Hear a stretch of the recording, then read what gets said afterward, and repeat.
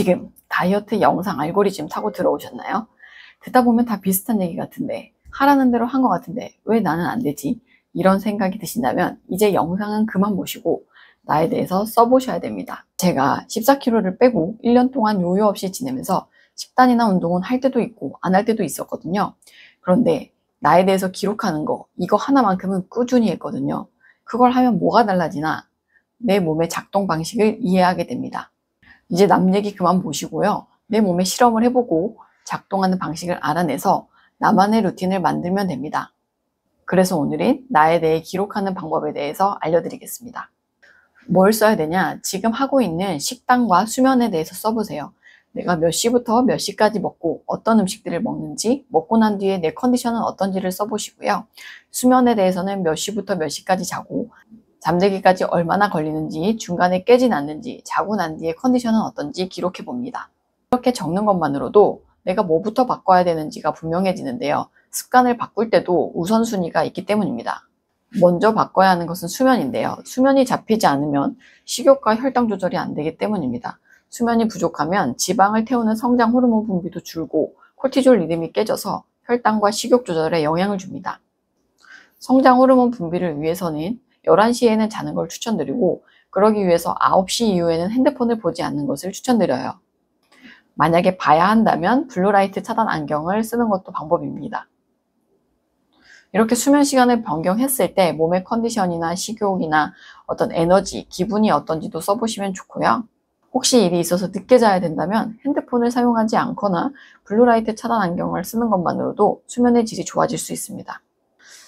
식단은 이 순서대로 점검을 해보세요. 첫 번째, 안 좋은 음식들, 설탕, 밀가루, 나쁜 기름, 가공식품 이런 걸 안 먹고 있는지, 먹고 있다면 언제 어떤 상황에서 먹는지를 써보세요. 인슐린 저항성이 심한 경우에는 한 달, 아니 2주만이라도 끊어주는 시간이 필요합니다. 인슐린 저항성이 심한 몸은 조금만 먹어도 찌는 몸이거든요.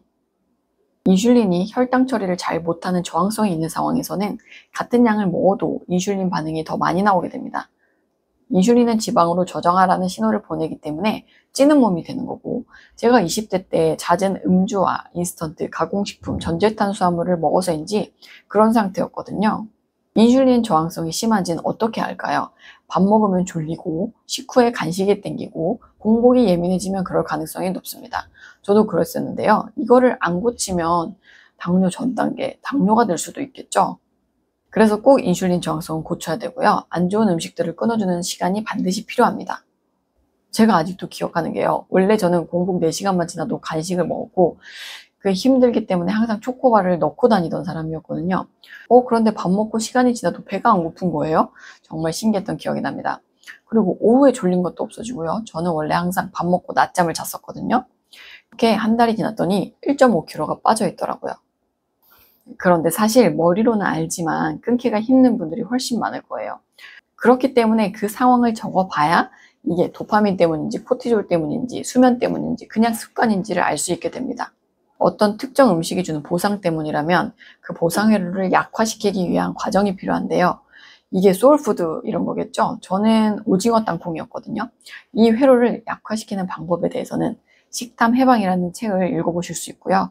제가 그 책에 대한 내용을 다룬 다른 영상이 있으니까 그걸 참고해 보셔도 좋겠습니다. 수면과 연관되어 있는 경우에는 생각보다 쉬울 수 있겠죠. 잠을 못 잔 다음 날에는 분명히 단 게 더 땡기는 걸 아실 수 있어요. 그거를 직접 기록해 보면 알게 됩니다. 혹은 스트레스 상황에서 코티졸이 훅 나온 후에 반응성 저혈당 때문에 급하게 간식을 먹은 건 아니었는지도 확인해 보세요. 저도 감정으로 불안정해지면 당이 그렇게 땡기거든요. 만약에 인슐린 저항성 때문이라면 간식이 땡기기 전에 먹었던 음식이 나에게 혈당 스파이크를 일으켰기 때문일 수 있고요. 혹은 식사량이 너무 적어서일 수도 있는데요. 이럴 때 가장 많이들 하는 얘기가요. 배는 부른데 입이 심심하다. 그러시다면 바로 전에 먹은 식사의 구성과 양이 문제일 수 있습니다. 그래서 두 번째는 좋은 음식을 배부르게 먹고 있는지 보세요. 식사량을 줄여서 배고프게 먹으면 뇌는 생존의 위기를 느끼고 그래서 대사를 확 줄여버리거든요. 대사란 영양을 이용해서 에너지를 만들어내는 과정인데 이거를 최소 연비로 바꿔버린다는 거죠. 먹은 걸 제대로 안 쓰고 저장하다 보니까 나는 먹어도 피곤하고 찌는 몸이 되는 겁니다. 우리가 저칼로리 다이어트 후에 일반식으로 돌아오면 요요가 오는 것이나 일주일 내내 식단을 다 지켜도 주말에 하루 치팅했는데 더 찌는 이유가 그런 것 때문이겠죠. 세 번째, 공복을 얼마나 버틸 수 있는지 써보세요. 공복은 12시간이 지나야 지방 연소를 시작하기 때문에 공복이 길수록 지방 연소가 많이 될 수 있습니다. 그런데 만약 내 몸이 지방을 잘 못 쓴다면 공복이 길어질수록 몸이 힘들 거거든요. 그래서 내가 공복을 얼마나 견딜 수 있는지 보면 내 몸이 지방을 잘 가져다 쓰는지 대사적 유연성이 좋은지를 알 수 있는 겁니다. 저는 16시간까지는 괜찮은데요. 24시간을 시도했는데 손발이 차지고 좀 어지럽더라고요.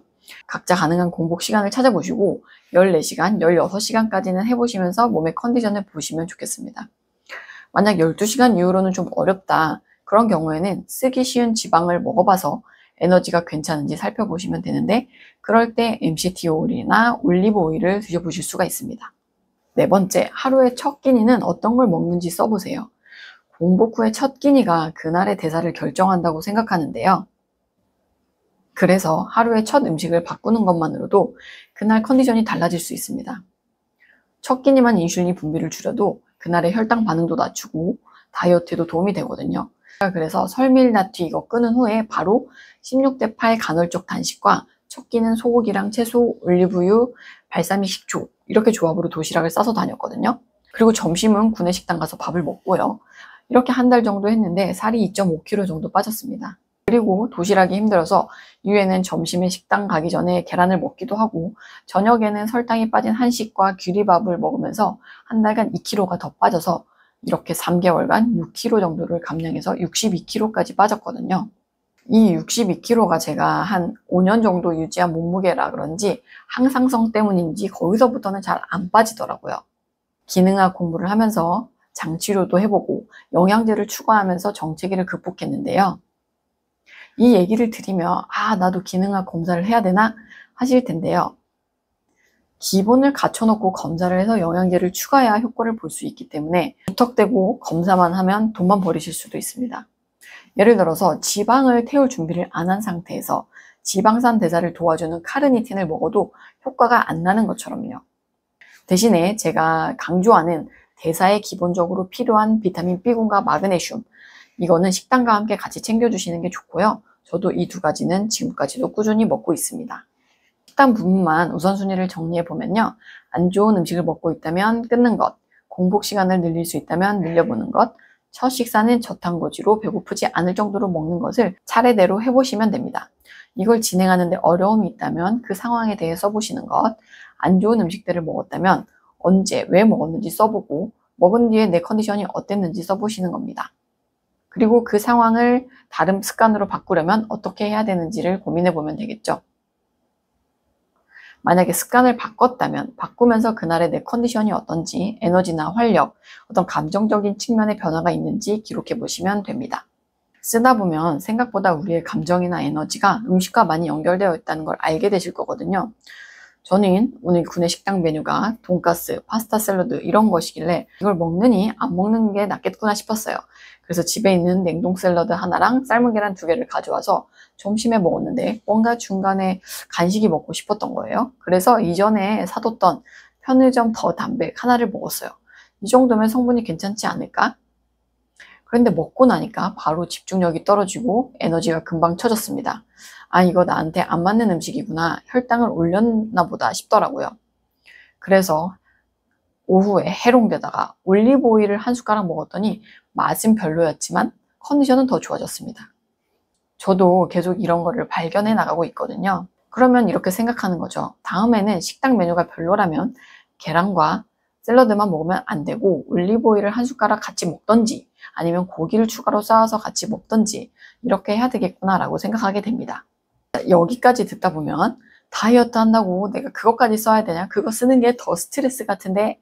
라고 생각하시는 분이 분명히 있으실 거예요. 만약 그렇다면 쓰지 마세요.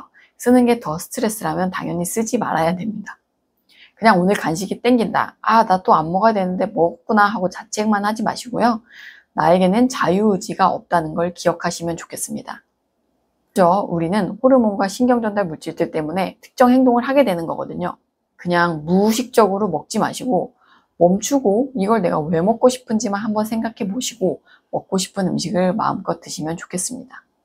오늘의 내용을 정리해보면요. 다이어트는 인슐린 저항성을 잡지 못하면 시작이 안 된다는 것, 그걸 잡으려면 질 좋은 수면과 혈당 스파이크를 만드는 음식을 끊어주는 시간이 필요하다는 것, 인슐린 저항성이 개선되면 공복을 견딜 수 있고, 그러면 간헐적 단식을 시도해보고 첫 끼는 저탄고지를 해보자는 것, 절대 배고프게 드시면 안 된다는 것입니다.